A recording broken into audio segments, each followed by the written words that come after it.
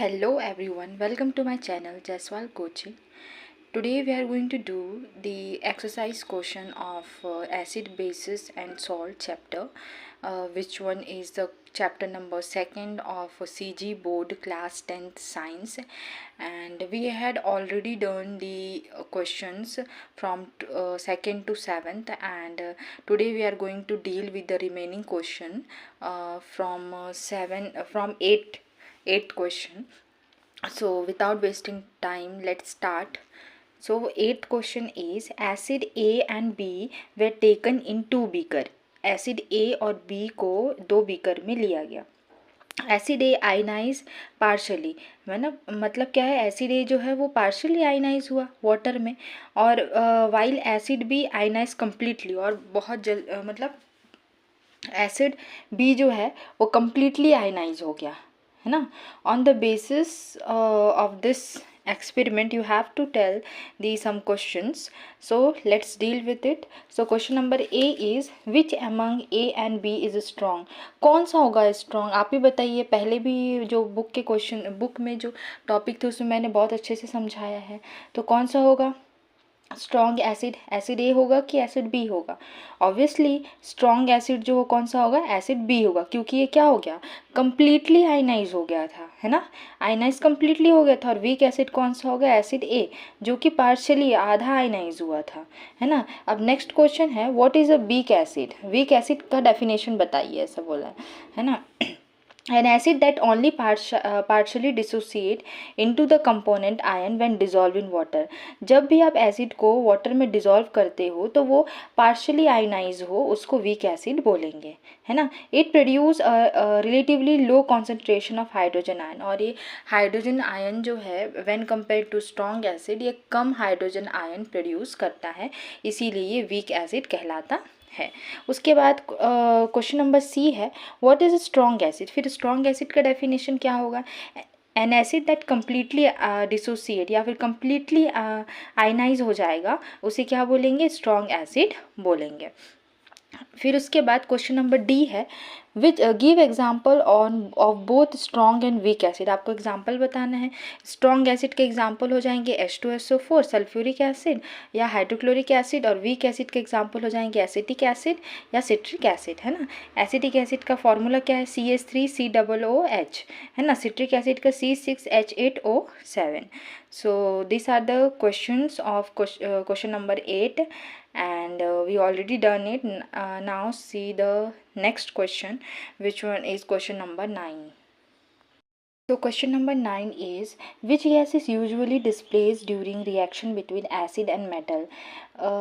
इसमें बोला है कि कौन सा गैस जो है वो डिस्प्लेस हो जाता है जब एसिड और मेटल के बीच में रिएक्शन होता है. How will you test this gas? आप इस गैस को कैसे टेस्ट करोगे?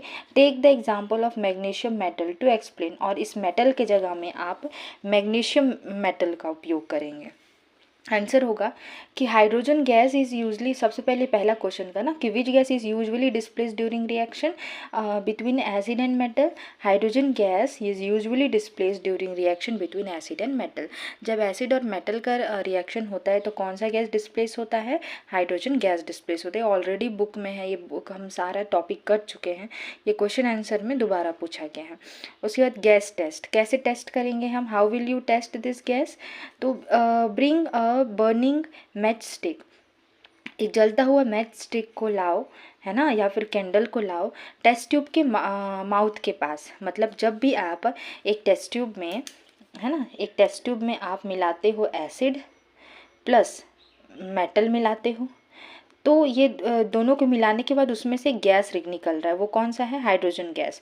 तो उसको टेस्ट कैसे करेंगे कि वो हाइड्रोजन गैस है कि नहीं, है ना. तो एक मैच स्टिक लाना है जलता हुआ, उसको इसके माउथ के, टेस्ट ट्यूब के माउथ के पास रखना है ना.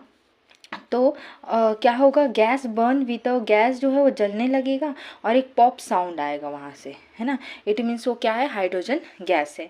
इसका मैग्नीशियम, इसमें बोला है कि take the example of magnesium metal, है ना. You have to take the example of magnesium metal. तो इसमें क्या है कि मैग्नीशियम मेटल, जब मैग्नीशियम मेटल को डाइल्यूट हाइड्रोक्लोरिक एसिड के साथ रिएक्ट कराएंगे तो मैग्नीशियम क्लोराइड बनेगा और हाइड्रोजन गैस बनेगा। इसका केमिकल इक्वेशन भी है कि magnesium plus 2HCl gives rise to magnesium chloride plus hydrogen. तो ये इसका रिएक्शन हो जाएगा और ये सारा इसका 9th क्वेश्चन का आंसर हो जाएगा। एंड आई होप सो कि आपको समझ में आया होगा 9th क्वेश्चन। अब देखते हैं next question. Okay, question number 10th is when an egg shell is reacted with, जब एग शेल को रिएक्ट किया गया डाइल्यूट हाइड्रोक्लोरिक एसिड के साथ तो foaming is observed and an effervescent gas is produce, है ना, एक गैस रिलीज होता है और फोमिंग प्रोड्यूस होता है, ऑब्जर्व होता है।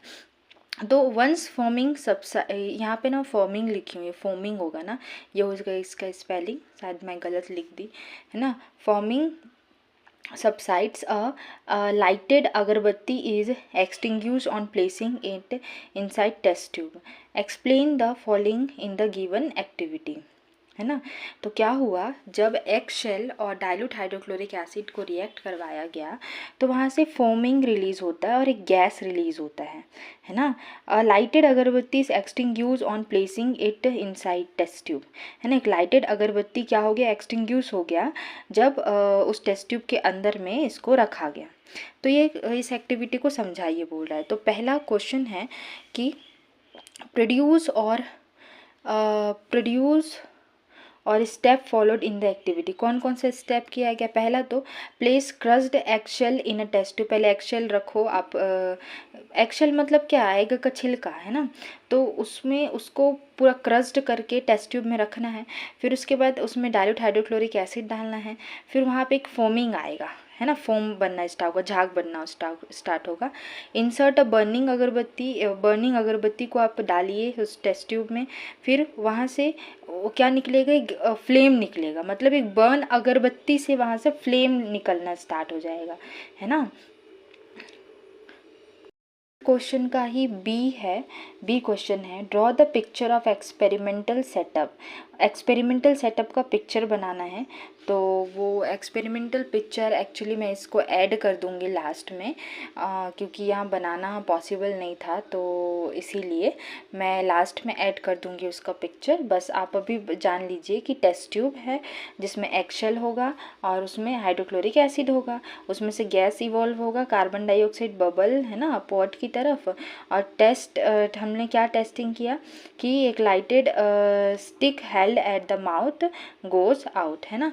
जब हमने उस अगरबत्ती को जला के वहाँ पे टेस्ट ट्यूब के पास डाला तो उसमें से आग निकलने लगा। फिर उसके बाद नेक्स्ट क्वेश्चन है, right the balanced chemical equation of the reaction. तो जो एग का जो शेल था वो क्या से बना हुआ है, कैल्शियम कार्बोनेट से बना हुआ है। उसमें हाइड्रोक्लोरिक एसिड जब रिएक्ट करवाए तो कैल्शियम क्लोराइड बना, वाटर बना और कार्बन डाइऑक्साइड बना। अब उसके बाद है next question, question number 11th। Question number 11 क्या बोल रहा है कि the pH of soil in Tikeshwari's field is, जो पीएच है सॉइल का टिकेश्वरी के फील्ड का वो कितना है, 4.2 है। इट मीन्स क्या है, वो एसिड होगा कि बेस होगा, एसिड होगा, राइट।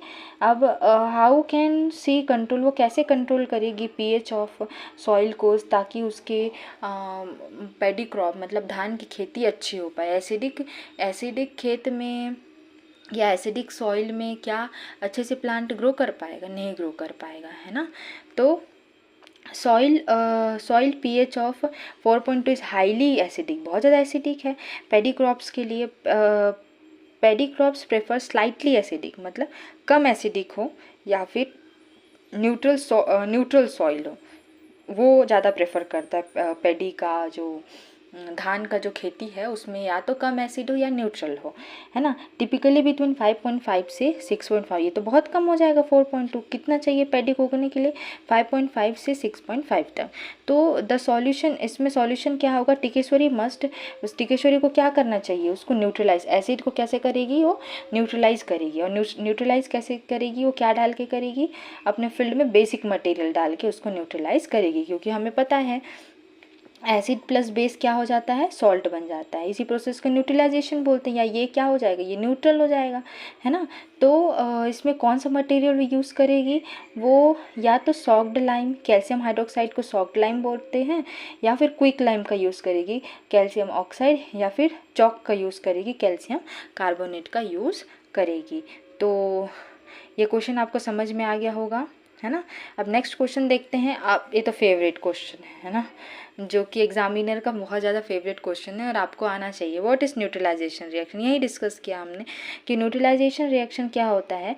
जब एसिड और बेस एक दूसरे के साथ रिएक्ट होते हैं तो क्या बनता है, सॉल्ट बनता है और वाटर बनता है। उसी प्रोसेस को न्यूट्रलाइजेशन बोलते हैं। मतलब वो न्यूट्रल हो जाता है, उसमें कोई भी आयंस नहीं होंगे, है ना। उसमें ना वो एसिडिक होगा ना बेस होगा।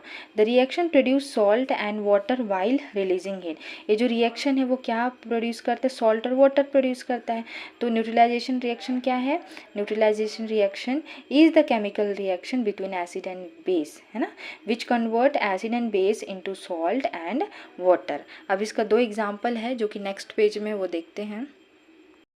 इसके दो एग्जाम्पल क्या क्या हो जाएंगे, हाइड्रोक्लोरिक एसिड और सोडियम हाइड्रोक्साइड को जब आप रिएक्ट कराए तो सोडियम क्लोराइड और वाटर बना, ये सॉल्ट है ना। फिर सल्फ्यूरिक एसिड और पोटेशियम हाइड्रोक्साइड को जब रिएक्ट करवा रहे तो क्या बन रहा है, पोटेशियम सल्फेट बन रहा है ना, और वाटर बन रहा है, तो ये भी सॉल्ट है। तो देखो ये न्यूट्रलाइजेशन प्रोसेस के दो एग्जाम्पल हो गए। अब क्वेश्चन नंबर 13 है, Somaros added a baking soda to raw milk so that its pH change from 6 to 8.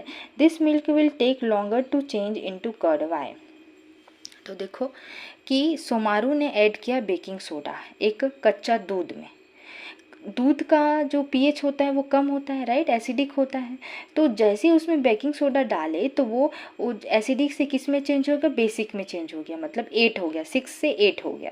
तो जब इस मिल्क को कर्ड बनाना है हमको, जिसमें बेकिंग सोडा डाला गया है, तो उसमें ज़्यादा समय लग रहा है। कारण क्या है, एडिंग बेकिंग सोडा क्या एक बेस है जिससे पीएच बढ़ गया उसका, है ना। 7 से ज़्यादा हो गया, 6 से ज़्यादा हो गया, 6 से 8 हो गया, क्वेश्चन में ऑलरेडी दिया हुआ है, बेसिक हो गया वो। तो लैक्टिक एसिड न्यूट्रलाइजेशन, कर्डलिंग या दही बनना तभी होगा जब बैक्टीरिया प्रोड्यूस करेगा लैक्टिक एसिड, है ना, ताकि पीएच जो है वो लो हो जाए। Delayed coagulation, because the milk start at a higher pH of 8, it takes much longer for the bacteria to produce enough acid to overcome the alkalinity, lower the pH and सोर दी milk into curd. देखो क्या हुआ, milk था, milk में baking soda add किए थे, है ना, मिल्क था, मिल्क में बेकिंग सोडा ऐड किए थे, तो उसका जो पीएच है वो क्या हो गया, बढ़ गया। अब पीएच बढ़ गया तो जब अब उसी मिल्क को अपन को कर्ड बनाना है ना, हम उसको कर्ड बनाना चाहते हैं, तो क्या होगा, उसका पीएच बहुत ज़्यादा बढ़ा हुआ है, तो सबसे पहले पीएच कम करेगा वो बैक्टीरिया, है ना। मतलब उसको ज़्यादा खट्टा बनाने के लिए उसको पीएच को कम करना पड़ेगा। धीरे धीरे क्या करेगा वो, लैक्टोज को लैक्टिक एसिड में बैक्टीरिया कन्वर्ट करना स्टार्ट कर देगा। नेक्स्ट क्वेश्चन है question number 14, what is salt, salt क्या है, how is the nature of salt determine, salt का जो नेचर है वो कैसे डिटरमाइन किया जाता है। आप एग्जांपल लीजिए अमोनियम नाइट्रेट का या सोडियम कार्बोनेट का एज एग्जांपल और एक्सप्लेन कीजिए, है ना। तो इसमें क्या होगा, salt is a ionic compound, है ना, सॉल्ट एक आयनिक कंपाउंड है formed by the neutralisation reaction. थोड़ी देर पहले हमने देखा कि एसिड और बेस मिलने से सॉल्ट बनता है विच इज़ न्यूट्रल, है ना, न्यूट्रलाइजेशन रिएक्शन से बनता है। It consist of a positively charge ion, उसमें पॉजिटिवली चार्ज आयन भी होता है, कैटायन आयन जिसे बोलते हैं, और नेगेटिवली चार्ज आयन होता है जिसे एनायन बोलते हैं। एनायन हमको एसिड से मिलेगा और कैटायन हमको बेस से मिलेगा। इसका एग्जाम्पल है सोडियम क्लोराइड, है ना, NaCl, common table salt formed from NaOH और HCl से बना है, और copper sulphate CuSO4, a bright blue salt used as a fungicide, है ना। ये कॉपर सल्फेट है जो कि ब्राइट ब्लू सॉल्ट है, ये फंगीसाइड के रूप में यूज़ होता है। ये क्वेश्चन नंबर 14 में दिया हुआ है, अमोनियम नाइट्रेट और सोडियम कार्बोनेट, ये दोनों सॉल्ट जो है वो कौन से एसिड और बेस से बने हुए हैं, और इसे हमें समझाना है। तो फिर जो अमोनियम नाइट्रेट है वो अमोनियम हाइड्रोक्साइड और नाइट्रिक एसिड से मिलके बना हुआ है, और सोडियम कार्बोनेट सोडियम हाइड्रोक्साइड और हाइड्रोजन कार्बोनेट से मिलके बना हुआ है। तो this are the salt which is formed from this acid and basis. So now we already completed the question number 14 and also the whole chapter, and it's your turn to do hard work and get a good marks. If you have any doubt, then do comment. I definitely going to solve it in a very short time. And thank you for watching my video.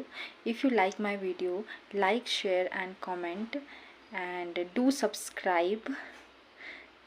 Thank you so much, and bye bye, have a good day.